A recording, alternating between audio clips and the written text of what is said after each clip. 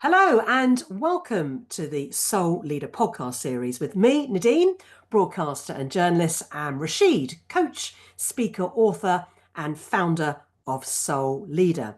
Now, in each episode, we lift the lid on an important or often challenging issue in leadership life. And this episode, we're devoting it to difficult conversations. And I'll be asking Rasheed to share his thoughts and top tips on how to navigate difficult conversations, but always through the lens of being authentic, heart-centered, and compassionate. So in other words, it's all about leadership from the heart, which is what Rasheed is so well known for. Now, when we recorded our preview program about the Soul Leader podcast series, we put a call out to listeners and viewers to get in contact with us if they had any topics or specific areas they'd like us to cover. Well, I'm excited to say that Claire Haynes from Wildfire at Work kindly contacted me and requested an episode on difficult conversations. So her wish is our command. So hello, Rasheed. And are you ready to tackle difficult conversations and share your thoughts around it from the soul leader's perspective? Hey Nadine, it's always, first of all, a delight to be here with you, and I'm really looking forward to today's topic. Yeah, I am, and I was just thinking, Nadine, as we head into this topic, and by the way, thank you, Claire, for your question. For you and I, with our backgrounds in and around media, difficult questions was part of what we grew up on. You're used to asking those difficult, challenging questions, or questions that other people, the audience, might wish they might ask to people. And when I was a press officer and so on, and comms manager in my first career, I was very used to receiving them, fielding them, and then we both, as media trainers, preparing people for that, for difficult conversations. But perhaps for the soul leader, the person who's on their leadership journey, perhaps they're starting out, perhaps it's your first time in leadership, that leadership role, perhaps you're settling in, or you've suddenly stepped up into a more important role, chances are there are going to be more and more conversations that you might find difficult that emerge for you. So I'm really glad that we've got this topic. It's an important one. It's important that we prepare for it. And it's important that we have those difficult conversations in order to help us grow, to help the organizations grow, and in order to serve the people who it is that we serve. So that's my kind of backdrop to today's topic. I'm really excited about it. Yeah, I mean, delivering bad news, sometimes you have to do it as part of your leadership tools that you need to develop and get good at delivering bad news. And there are ways of doing it, and particularly the values that you stand by, Rasheed. You can't go far wrong if you stick to those values that we spoke about, that you're doing it from being a leader from the heart, being authentic, heart-centered, and compassionate. And having difficult conversations at work by its very nature doesn't sound like a fun exercise. It's a serious topic. But whether you're talking about, workplace conflicts, personality clashes, performance issues, or delivering tough feedback, these difficult conversations can be very, very uncomfortable if you're not used to, like you said, if you're a new leader, or if you haven't really had the time and consideration to learn and develop these skills over time, or if you just find it difficult to find the right words. But handling difficult conversations and being able to address sensitive subjects, these are essential skills, aren't they, Rasheed? And I Absolutely. think it's an essential part, isn't it, of managing and supporting people, isn't it? Yeah, it really is, Nadine. When I'm running leadership courses, which I do throughout the year, and programs, and when I'm coaching people one-to-one on their leadership journey, most of the stuff that I'm working on them boils down to, apart from them, being strategically aware and being aware of a range of leadership styles, skills, and so on.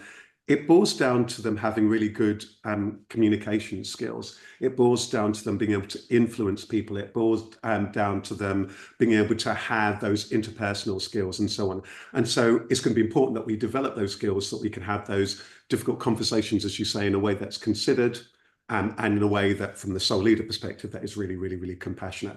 And I think the first step is for us to just recognize that some of those conversations just will be difficult for you, the other, the organization, or all the above. Yeah.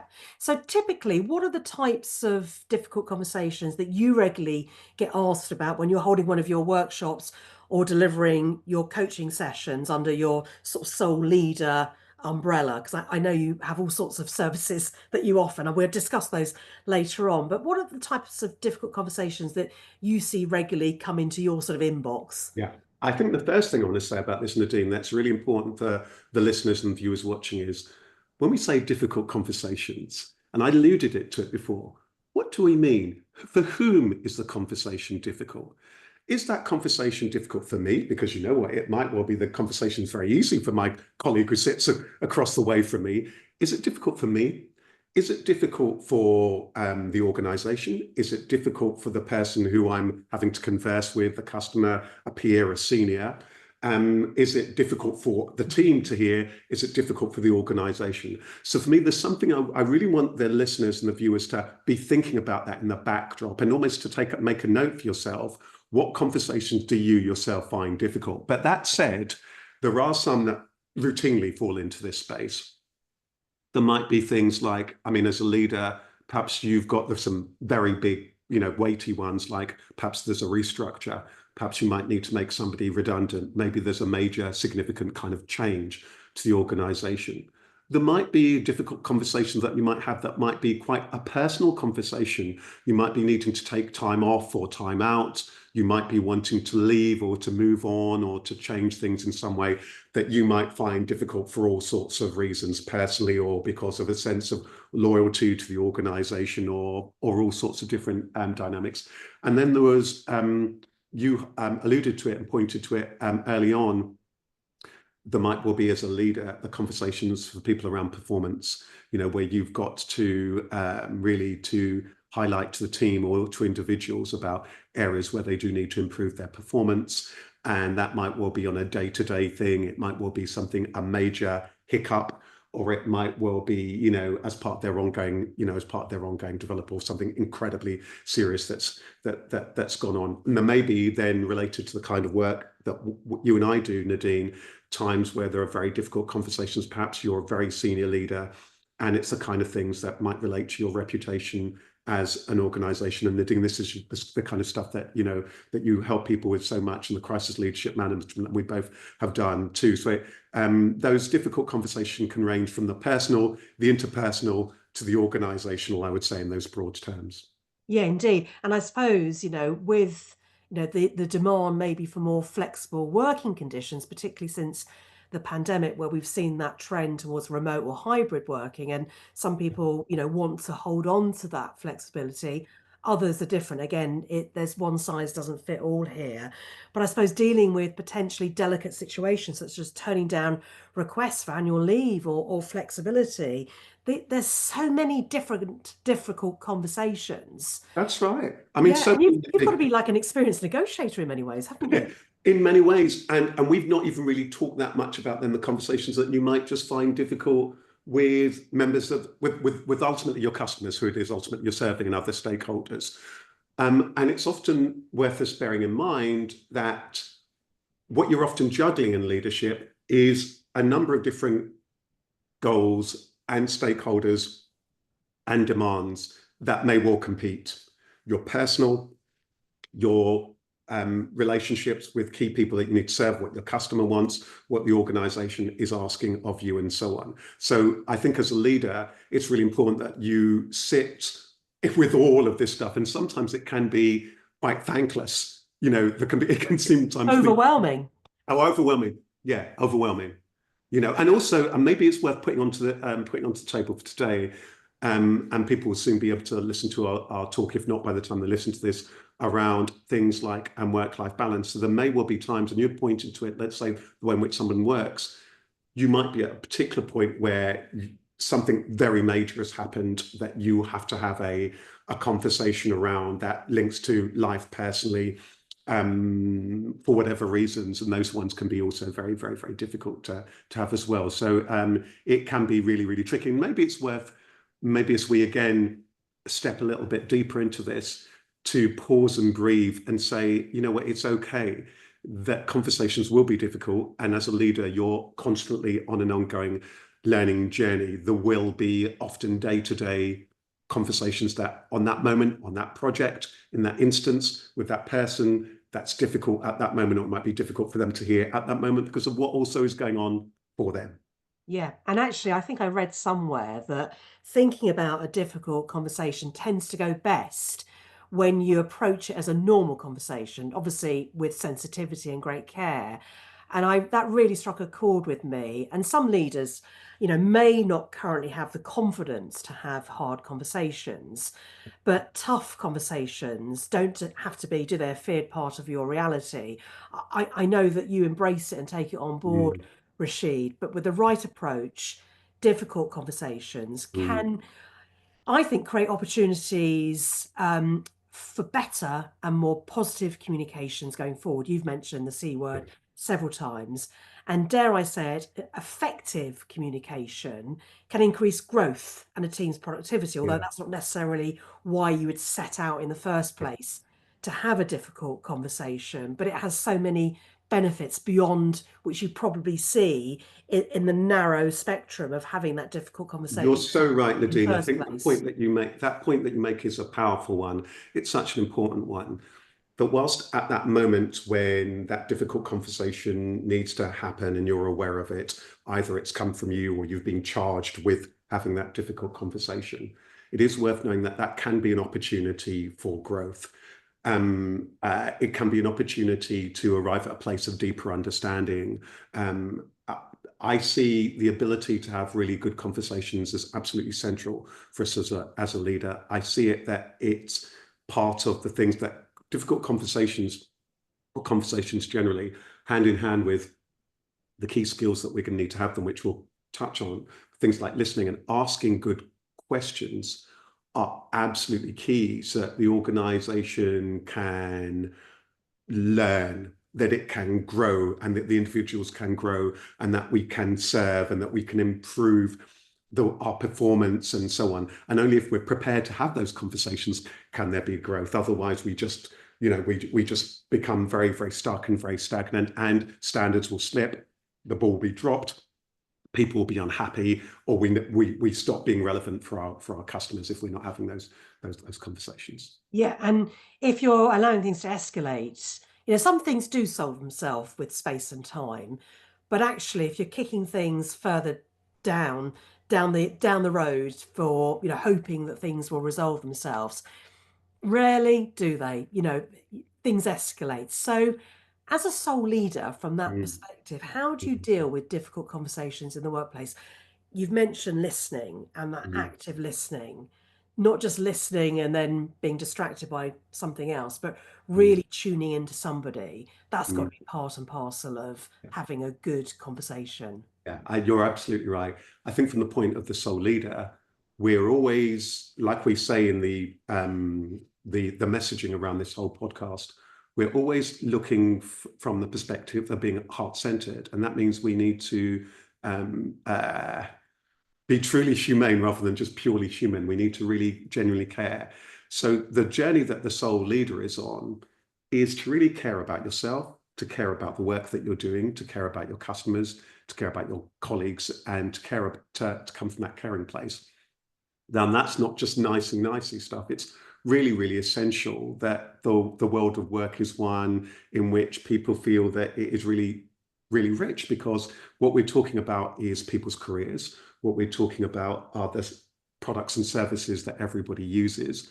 And so it's really important to come to this from a perspective that work doesn't need to be the cut and thrust where everything's difficult. It can be a place where people genuinely care about each other and care about each other's growth. So I think that there are some fundamentals about respect, kindness, empathy toward others. There will be some skills that we're going to need to adopt for that. Really listening, being really present. That skill becomes even more pronounced now in today's 24/7 news world, social media world. It's going to require as a leader that you're very, very, very present, so that when somebody comes in to you, that you can stop what you're doing for a moment, be there with them. You're going to need to tune into what they're saying, and actually often what they're not saying. You're going to need to, yes, you're going to need to be able to listen. You're going to need to appreciate that they are on learning journey that your staff are. You're going to need to realize that your customers, they're not just transactional, they are your customers. We're there to serve them. So the mindset has got to be that a mindset around service and collaboration and cooperation, which is, and these things are absolutely key. And the absolutely core one, compassion, being caring and kind. And because we've got to realize that when it comes to your team, they've all got things that are going on, demands, challenges, pressures, and the same thing for your customers, and same thing for everybody. So being kind, being caring, listening, being very present, and then beginning to build a range of other skills are going to be very important for you on that leadership journey. And then it means, as you pointed to, Nadine, that then having the difficult conversations can become something that we don't need to label as a difficult conversation. It's just becomes an important conversation. Yeah, because then the mindset goes in. If it's an important conversation as opposed to a difficult one, yes, we're using that label difficult conversations, but that already sets you in a mindset where it's a them and us situation, and you Mm, don't want to achieve it like that. I mean, there are times obviously where you're going to disagree, but you can still do that in that kind, compassionate way. It's making sure people are heard, mm, they have the space to be heard. So I suppose if it's done well, difficult conversations can lead to greater outcomes for you and your business and your organization, for your team as well. And difficult conversations can be initiated by anybody. But if you're a leader in a business or mm, organization, how do you bring up difficult topics with people who mm, report to you, or mm. people who report to you directly or indirectly if they Yeah, work with you in that manner? yeah, How do you actually initiate it as a leader, as opposed yeah, to someone knocking on your door yeah. or calling you up or sending you an email? Yeah. So that moment when you are a leader, and be it whether you're a leader and you have got staff line reports report to you. Let's take that type of leader first of all, where you've got people who report to you, and that you're responsible for, and you're their line manager, their manager, and so on. They are on their own journey. They're on their journey in order to deliver for the organization, and they're on their career journey as well. So, as the manager, as the leader of that particular team, you have got a responsibility, not sole responsibility, but a responsibility for them, their well-being, their growth, their development. And so, knowing that, you've got to be aware that there are going to be conversations that may well be deemed to be challenging or difficult or important along that way.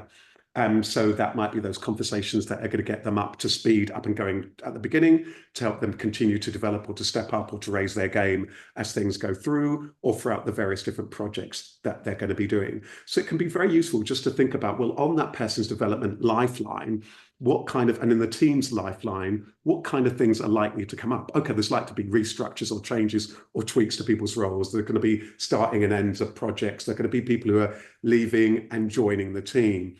And there may well be changes in and around our industry, and there may well be personality stuff that emerges. So really, the soul leader is aware and astute to that. They're aware that that's all part of the landscape. So rather than thinking, oh my gosh, somebody's leaving again, or oh my goodness, the things are changing again, you have that mindset that that just is the dynamic, and it's one of why change is one of the soul leader principles. So you're just very mindful about that. Now, that means that straight away, you will be primed for the fact that there'll be many of these difficult conversations, so-called difficult conversations, that will emerge throughout that particular time. And it might even help you to begin to preempt them, because you're thinking about, okay, well, what's going on within the organization? What's going on within the broader sector? So you can spot, actually, things are changing in the economy. The budget's coming out. This is coming down the line. This may have an impact on this. This service users highlighted these particular challenges. So you can be, first of all, prepared. So I think that preparedness is going to be one of the important things for the soul leader when you're managing your team. Yeah. Step can allow And that. actually, on that, Yeah, Rasheed, how do we prepare ourselves in advance then, right, just to build on that, right. so we set ourselves up, for more effective and successful conversations? That's the point of preparation. Particularly, I'm just thinking, on a Monday morning, people are in on a Monday, or they're working remotely, what I mean, and they're on a Teams or a Zoom call, or whatever flavor of remote working you like to do. I won't name them all. And, you're having to deal with someone maybe that has posted derogatory comments about a colleague on a social networking site, somebody Mm. else that's failed to get a promotion, there's someone who's suffered a significant dip in performance.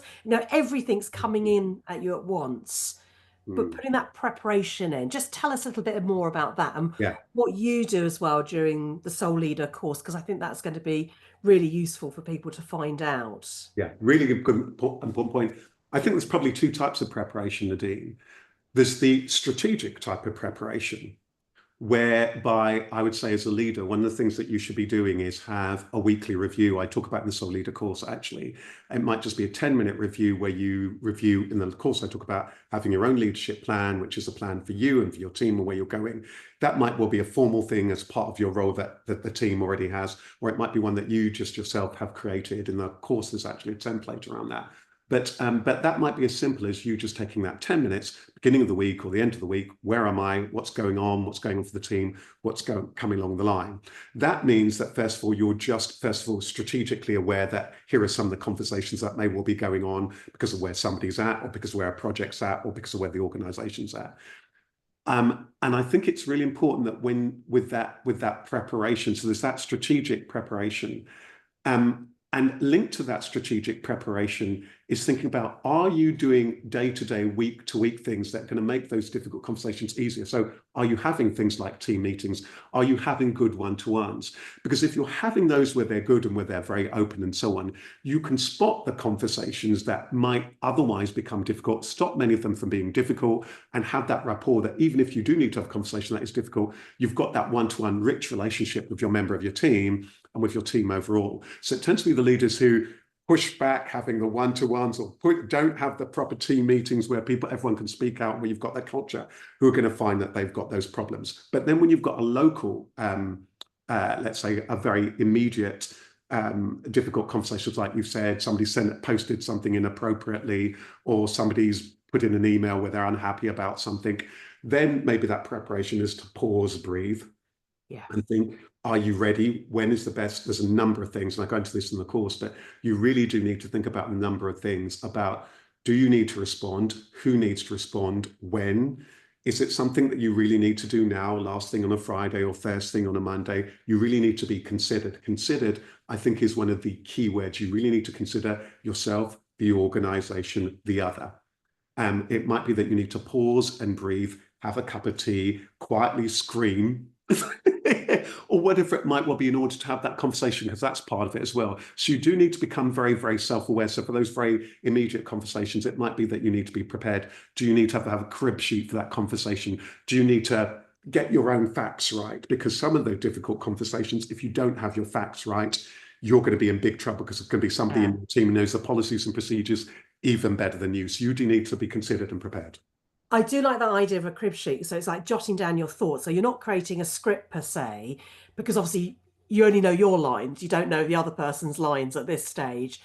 You might be able to second guess to a point, but when emotion comes into it, Yeah. particularly if you're feeding back or you're having to tackle a difficult situation. But I like the idea of putting some notes down, but obviously you're not then reciting those notes, but actually you've thought it through. So really, qualities of being balanced, realistic, and objective are more likely to rise to the surface then if you've got that preparation. I think that's really, really good advice. So important. The Yeah. evidence, it's a bit like, as a journalist, you'll have done your research, you'll have checked your facts with many difficult conversations, especially if you're dealing with key stakeholders, your customers, seniors, partner, other organizations. If you do not have your facts, if you do not know the policies and the procedures, you'll soon come undone. So you do need to be aware with difficult conversation about what are the risks, what are the rewards, what's the reputational implication, and what's the relationship, the interrelationship stuff. So as a soul leader, there are all of these different kind of dynamics that are going on. And one of the reasons why we do this podcast, and why there's things like the Soul Leader course, is that for the leader, this is a lifelong journey. You're learning all the time. And there'll be many times in the team where you're going to get it wrong. there's something you think, oh my goodness, oh, that went really wrong. I didn't say that. Or there's that really important meeting. But you're right, going back to that crib sheet, it might be a really important meeting or what have you with whoever, with peers, with colleagues, with stakeholders. Well, you've got those key notes there. What's the research you need to do? But you need to make sure that you're doing everything in line with the organizational policy. You need to make sure that with some things, you're going to need to make sure you're even more aligned to what are the ethics and so on related to your industry. So there's going to be lots of stuff that you're going to need to be familiar with as a leader. You can't just, it's the same things I often say to people if you're leading a meeting. You can't just rock up and think that, expect to chair that meeting really well. You're going to need to be prepared. But it's the same thing as being a leader when you're going into these important, let's call them important now, conversations with a member of your team, stakeholder, customer.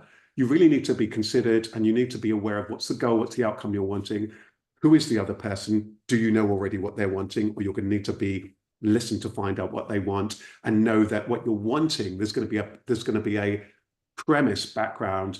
What you're wanting always is the win, win, win. You win, they win, the organization or everybody else kind of win. So you've got to have a humility there, thinking in the long term, not just for that conversation. Otherwise, it might be, oh, I'm going to have this conversation. I'm going to have that out with them. No, the sole leader doesn't do that. We don't point score. We're there knowing that everybody's on a journey. We're there to serve. We're there to grow. We want everybody to get the best out of that conversation. So even if you're pulling up a member of staff because they made a particular error, you're doing that with kindness of compassion. Hey, I noticed that you did this, this, and this. Remember that what we need to do is this, this, and this. Here are some things that we can do to help support you. I'm here as your manager, as your leader, to help you with that. Remember to ask if, so you need to frame things in that kind of way so that people know that you're coming from a genuinely compassionate place. Yeah, and I suppose you might be more thoughtful and realistic with clients and other stakeholders than potentially, I'm generalizing it, than your own, team internally. So actually it's learning from, how you treat clients, because obviously you don't want to lose them as clients unless actually they're not a good fit. That's a whole nother episode. But just, That point you said there, Nadine, it's yeah, so important. I just want to play it back to you because you said something that's so important that, and I see this in many organizations, it might well be that you're far more attuned to having some of these conversations that, let's say, you might be really used to because you're really good at your customer facing, you're great with all of that. Or you might be really great with your seniors or with some stakeholders or people in your project with. You're used to getting into all of the the challenges, bits of that. But you've got to remember that all of these people are your customers. So in the Soul Leader course, we talk about customers, colleagues, and key players because they're all your customers. And how you treat everybody is going to be really important. And the really shrewd, astute leader is really aware of that, how you treat everybody, the receptionist, the person in the mailing room, if organizations still have those, when you're on the MS Teams call or the Zoom call, when you're out there meeting customers. So you've got to be authentic consistently. You can't treat one person well and the other person harshly. And you're also going to need to be consistent when you're having these conversations, because otherwise you might think, oh, can I have that difficult conversation with this team member who you deem as difficult, but not with the other person. No, you've got to be really, really consistent with everybody. There's going to be no room for favoritism here. So you're going to need to make sure that you're consistently having that. And if you happen to have good relations with those people, perhaps even some people where they're friends, you might deem as friends, you as a leader have got to treat with everybody cordially. You can't have that.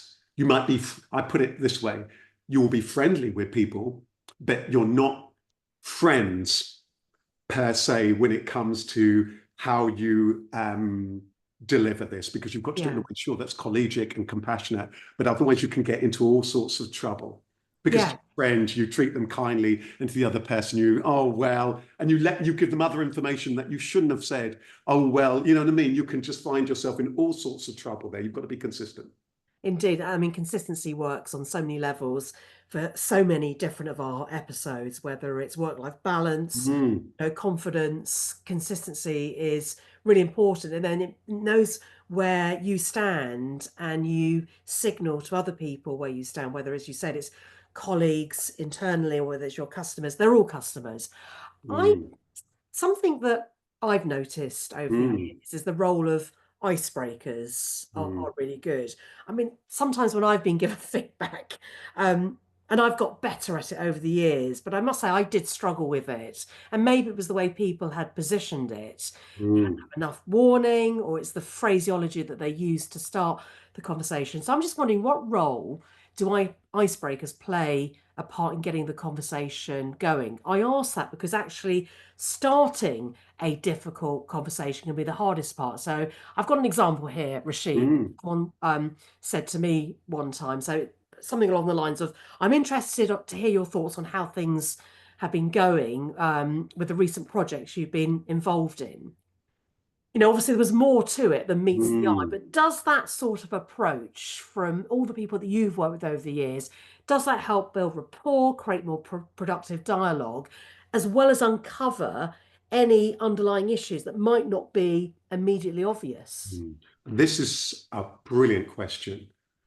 I have to say, it does depend on the situation, the conversation, and the space. So let's take a few different situations.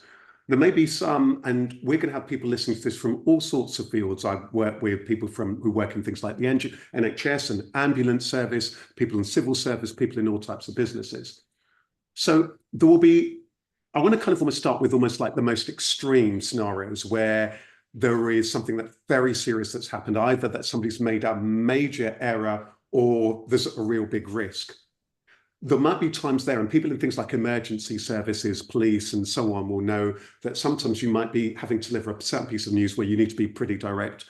Or we noticed that there's a really serious incident that's just happened, blah blah blah, where you might need to go straight into the very factual, or you call a member of the team, Mark, I'm calling you in because you just shouted and lost your temper with a member of stuff. I'm just calling you in. We need to sit down. So there'll be times where you might need to be very directive in your language because something that's so serious has been in that you bring to that person's attention. Hey, we need to do this to take care of you, the other, or the situation.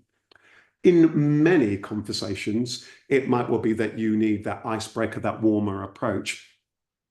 You might be in a situation, this is probably of age by the time we've recorded this, but just the day before we happened to record this, for people who watch them all and watch them all back, there was a situation whereby in Spain there were serious floods, and the King of Spain went out to visit a particular flooded area, met with lots of people wanting to have all sorts of conversations because they're angry. Sometimes, Throwing mud at him. yeah, Yes.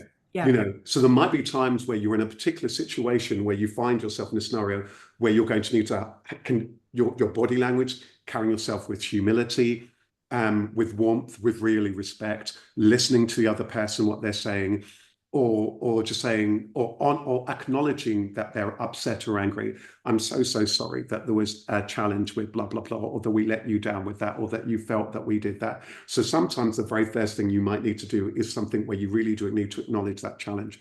Sometimes, as you point to, you might need to offer somebody a little something. Oh, great to see you here for our one-to-one. I know it's been a difficult time. How are you doing generally? And then you might get onto that topic. So you're going to really need to consider the situation.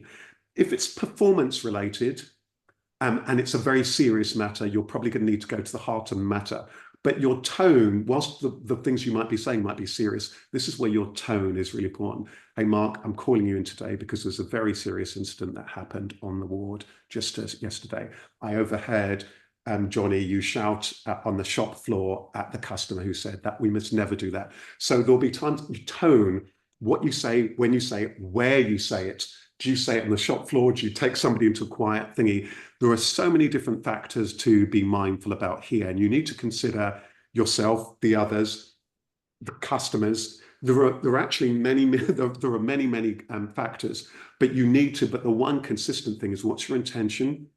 How can you have the conversation aware which is caring and kind and compassionate, even if the thing that you're saying is to them is they may well be finding difficult to hear. And sometimes you might need to speak to, I'm mindful that we're at a point where we haven't always got on eye to eye or whatever. So there can be times where you're going to need to maybe concede and acknowledge and articulate the thing that other person might be unhappy about. Some people, when it comes to difficult conversations, like when, let's say, a customer's got a complaint, for example, is what people try and do is kind of stop the person and become very defensive. If it's one of those conversations where the other person is not happy with you, you have got to start by listening to them, acknowledging what they're saying, and play back in many ways what they've said to demonstrate to them that you understand where they're at. So there's actually many, many factors in this that you need to learn. And I'd say maybe a tip here is, I'd say to anybody who's listening to this and who's been listening to all this stuff, a big tip here, and I will come on to some of the tips very, very shortly,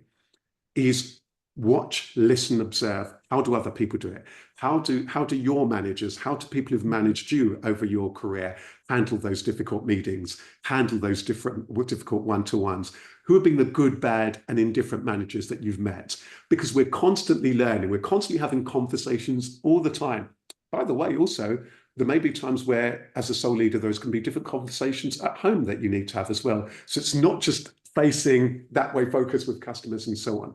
So this is why compassion is a journey that you've got to kind of, it's like going to the gym. It has to become a day-to-day practice. It's not easy. You've got to genuinely care. Yeah. And before we go on to some tips, I mean, I know you've already dispensed some wise words already. I suppose with more teams working remotely for all or part of the work, effective communication has become more crucial than ever before. But does the lack of sort of face-to-face interactions create a perfect storm for misunderstandings to be more likely or to escalate further? And as a result, the need to be more attuned to developing the right skill set to deal with difficult conversations, I've said the D word again, has never been more important, because I suppose the dynamic has changed in many ways. Yeah, really good point. I think for many organizations now, and it does depend on the sector that people are in, maybe we're at a time where many organizations, that the nature of the work's changed. Maybe before you're in a situation where everyone was in the same office, on the same site, or the same building, or at least even if you're in different buildings, you would have predominantly face-to-face communications when you did catch up, or good ongoing phone communications, or whatever it is that you did. Nowadays, because there's more flexible working, and there might be remote working and different expectations in organizations in some industries, although by all means not all, it might well be that, and we've seen this in some industries, that, you know, all sorts of new habits have emerged.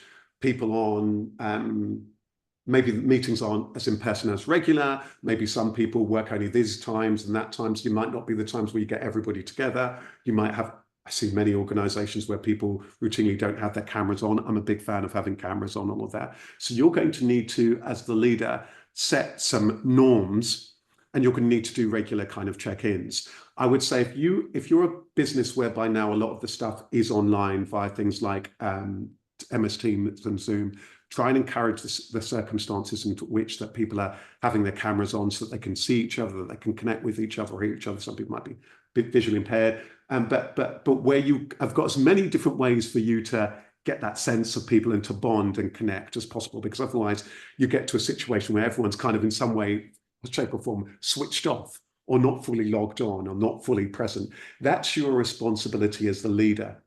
And that might well be not just if you're leading staff, but if you're leading a project. So that even for you might be a difficult conversation. Hey, where we can, rules for today is X, Y, and Z. We'll have our cameras on and so on wherever you can. And so Set the expectations. Set the expectations, set the ground rules. You're going to need to do that. But also, if different people are working remotely, when are the times that you can do those regular check-ins with some members of the team? And when are the times when you're going to bring everybody together? I think the important thing really is that you're going to need to realize that as a leader, you're going to need to build strong relationships with each person individually, that strong rapport, rather, let's say that strong rapport, and that strong team. Here's where we are and where we're going. Not always easy, depending on the number of people that it is that you manage, but you need to be very conscious that that visibility and that connectivity and people and listening to people and being present for there is really going to be key for you getting the results. It's not just like to have. And all the great managers and the great leaders that I've met and the great CEOs are so aware of it. They've got time for people in their organization. They're listening because they know that's how they find out what's going on the shop floor. That's what's going on in their offices and on this area or in that building or on that site.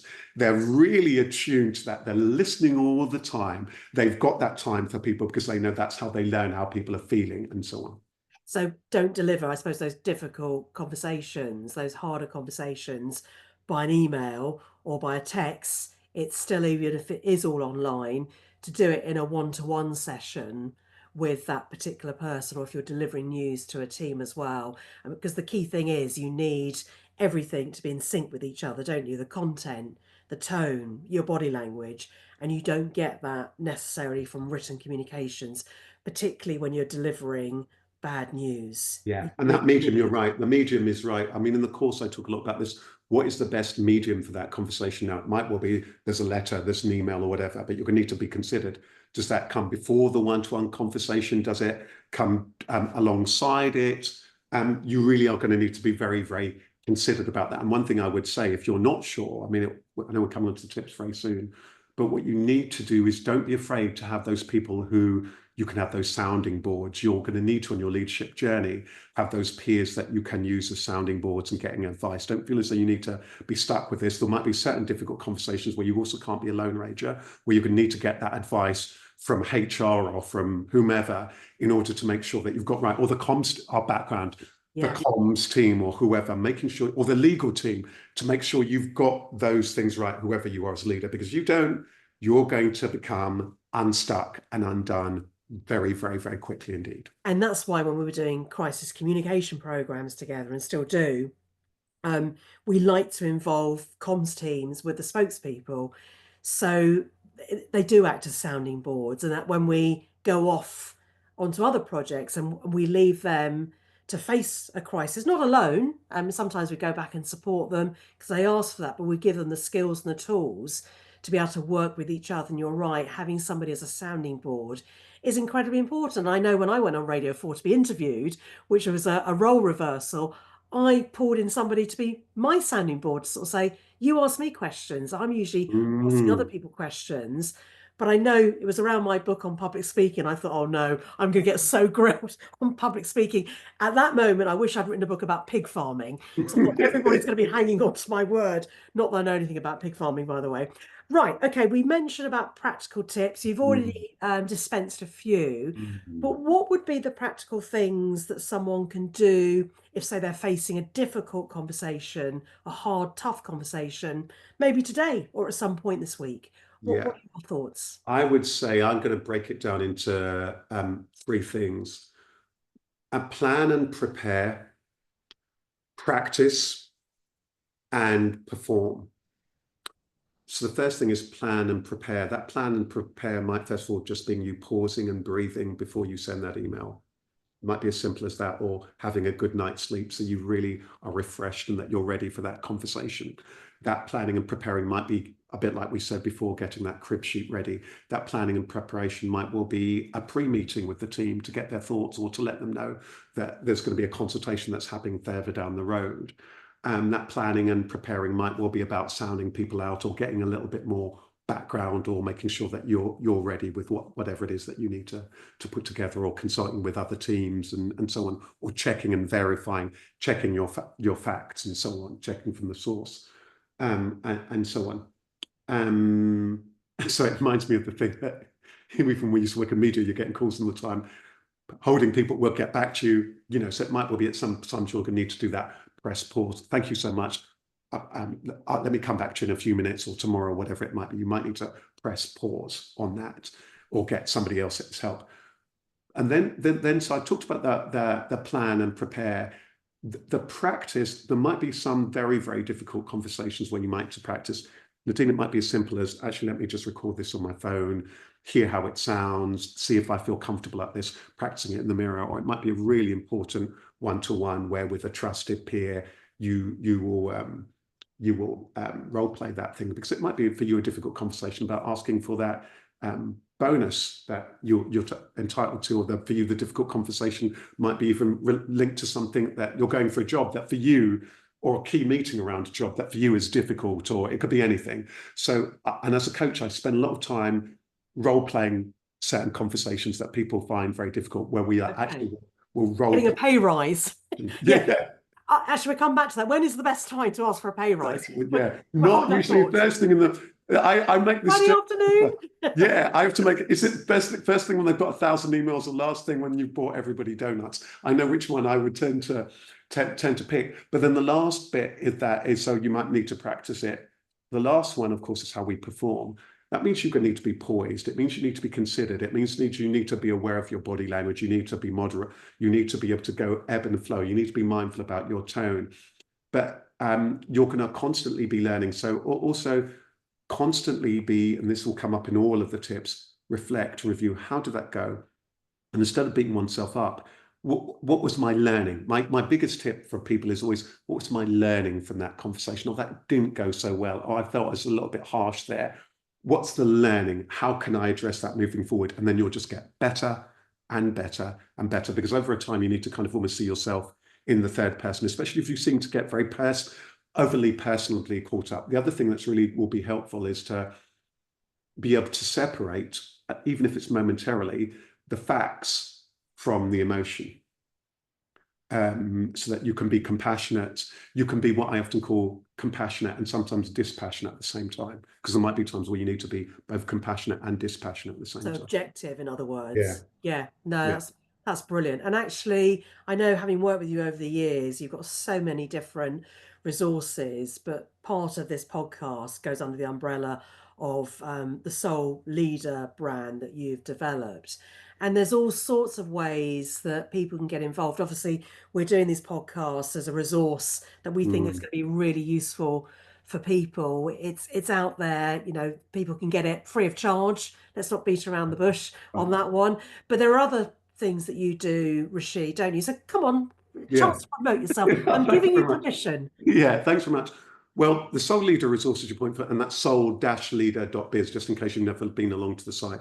If you go along to that site, the good news is that most of the resources are free. So as you say, this podcast series that you can get wherever you subscribe from your podcast is there for free on Soul Leader. You'll also find a free series of interviews with inspiring, incredible, heart-centered leaders. So also, if you know any who are incredible, do let us know, because I do interview some of those people from time to time. And those are really interesting because it can give you that nourishment.